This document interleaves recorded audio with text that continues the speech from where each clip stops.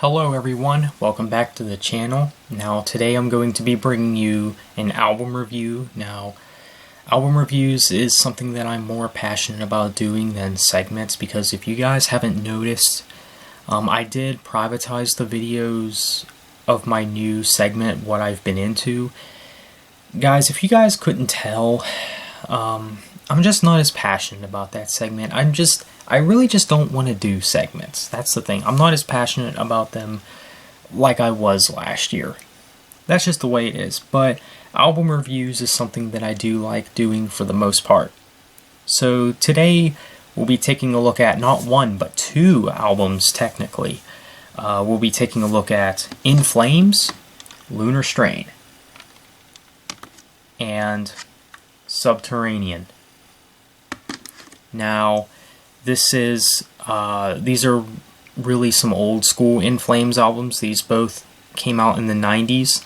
And the reason that I'm going to be reviewing Subterranean along with Lunar Strain is because Subterranean was an EP that released shortly after Lunar Strain, which is their debut album. I really like this lineup too with In Flames.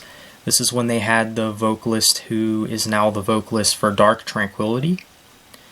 And yeah, let's get into the tracks from Lunar Strain.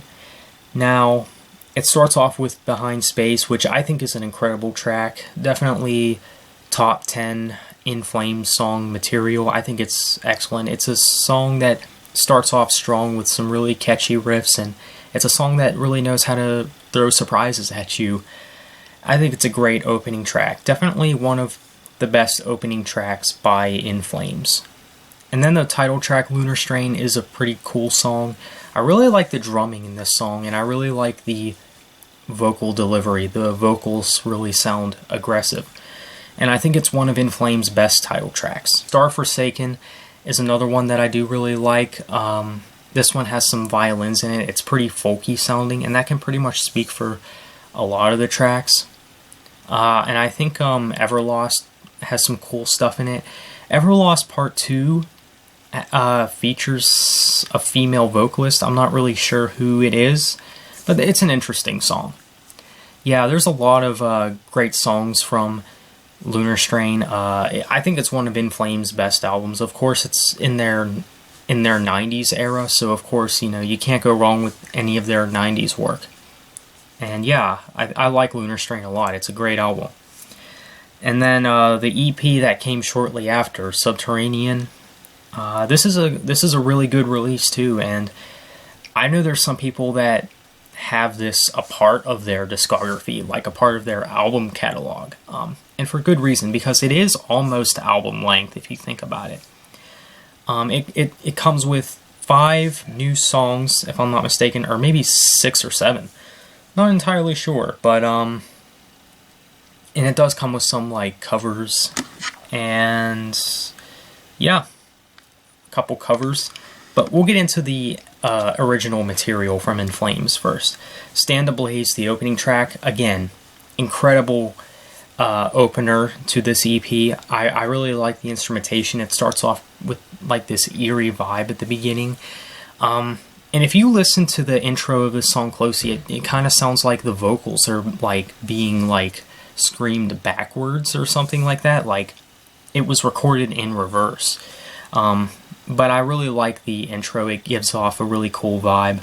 And the riffs, I gotta tell you, the riffs in Stand Ablaze are really good. I really enjoy the riffs.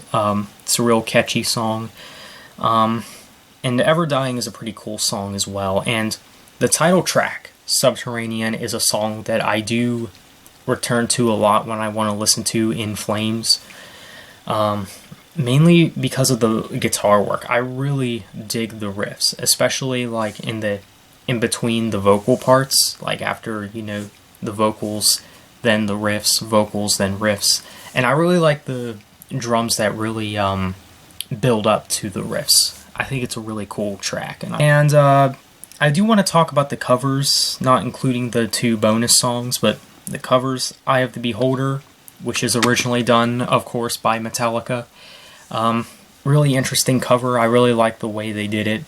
And The other cover is Murders in the Rue Morgue, which was originally done by Iron Maiden. And yeah, it's always an interesting thing when bands you like do covers of songs by bands you like, because, as you know, I'm a big fan of both Iron Maiden and Metallica. Yeah, these are pretty cool covers. I like them. So I'm going to have to rank both these releases together, the album and the EP. So overall, I would have to give Lunar Strain and Subterranean by In Flames together probably an 8.5 out of 10. But very, very close to a 9, I would say. Definitely a great release. If you're an In Flames fan, you don't have these two releases yet, you definitely need to go and pick them up. So I want to know what you guys think of these two releases, the first couple of releases by In Flames with the original vocalist. Don't remember his name, so don't quote me on anything, but anywho, that just about wraps this up. Thank you for watching. Have a good one. Take care.